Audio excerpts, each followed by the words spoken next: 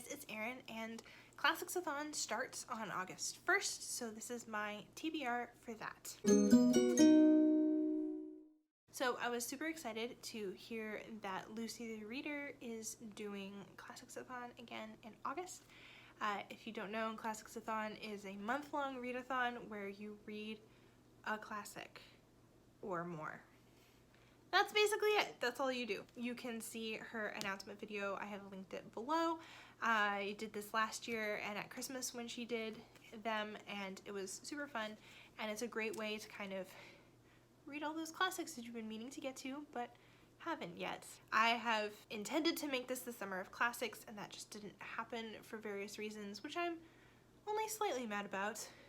But August and Classicsathon just seems like a great way to kind of get back into the swing of things, do kind of a warm-up for the semester, which doesn't start till the very end of August for me, and read some books that I've been meaning to read, maybe knock some stuff off my classics challenges because I'm doing really bad with those. So those are the reasons that I am doing Classicsathon.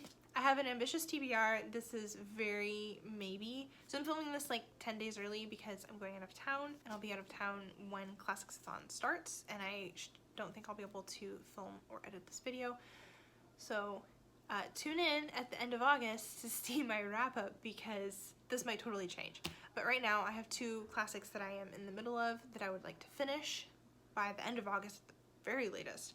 And those are Tristram Shandy, The Life and Opinions of Tristram Shandy, Gentleman by Lawrence Stern, and George Eliot's The Mill on the Floss, which I have been reading for far too long.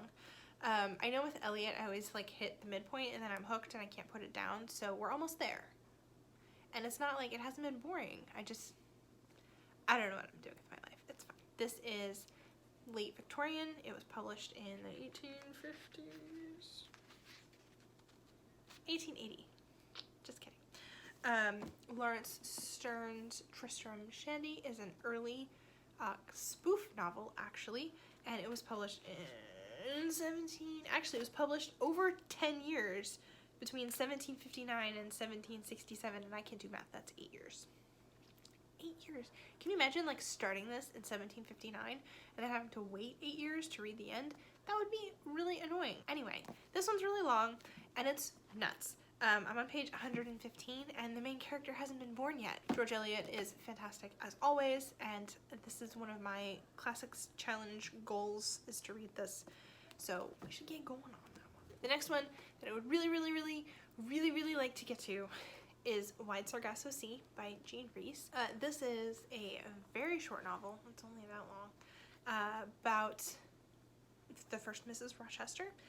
And I bought this 4 years ago, and I've been meaning to read it for a long time, and I need to get to it, and it's short, and it's on some of my classics challenge lists, so we're gonna read it.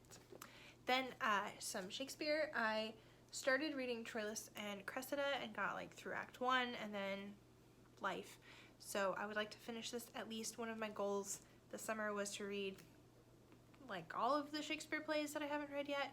That didn't happen, but if I can get to Troilus and Cressida, I will feel slightly more accomplished. That is probably all that I will have time for. It is a goal of mine over the next 5 or 6 weeks to really focus on reading classics and not reading all of the kind of fluffy books that I have been entertaining myself with this summer.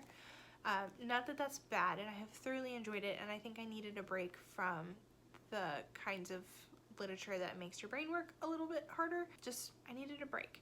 But it's time to kind of get back into that, and I think this will be, like I said, a good warm-up for the semester. But like Tristram Shandy is going to take a long time to read because it's a long book. If I get to all of those and it's still August and I still have time, these are two other books that I might pick up. I might pick up something else. I have this, where is it? This whole shelf is classics that I haven't read yet. So that's my TBR. Just pick up whatever. But these are two that I would kind of like to read, especially because they are semi-relevant to my period. They are very early novels. Robinson Crusoe was published in 1729. It's an early novel about a castaway who forms a paradise for himself on an island after being left all alone in a shipwreck. This is Samuel Richardson's Pamela. It is considered by some people to be the first English novel. Other people think that it's Robinson Crusoe. Depends on your definition of a novel. There's a long conversation about that. We're not going to have it right now. But again, I feel like this is something that I just need to read, and I'm kind of interested. It's an epistolary novel, which means, or epistolary. It's an epistolary novel, which means that it is told through a series of letters from Pamela, the titular character, who is a maid in this lord's house, and it sounds kind of nuts, and I'm interested. Apparently I like weird classics. This is a thing that I'm learning about myself. Basically, my understanding of the plot is that he keeps trying to seduce her because she's beautiful, but she's also virtuous, so she tells him no for a long time, and then he marries her. Because that's how things happen in the 1740s. I'm interested to find out for myself and to be able to enter the academic conversation surrounding that novel, because there's a lot of conversation about it. Yes, so those are the novels that I am interested in reading for Classicsathon. I guess there's a play in there too. Like I said, we'll see if I get to all of them or some of them or more than that. I don't know. I've never actually tried to only read classics. Maybe I'll do that. My goal for the month of August, at least until school starts, is to read things for school and classics. I don't know if I'll be able to only read classics and nothing else. Fantasy or something might slip in there. We'll see. But I'm gonna try to keep the volume very heavily classics, and I was already kind of planning to do this, so I'm so glad that Lucy announced Classicsathon so that I can participate in that way. So anyway, that is my TBR. If you are participating in Classicsathon, which you should totally do because you only have to read one classic and some of them are very small, let me know in the comments and tell me what you're reading, because I'd love to hear from you and know those things. I can't word anymore, so I'm going to stop and I'm going to go read some school books. So I hope you have a great day. Thanks for watching, and I'll see you in my next video. Bye.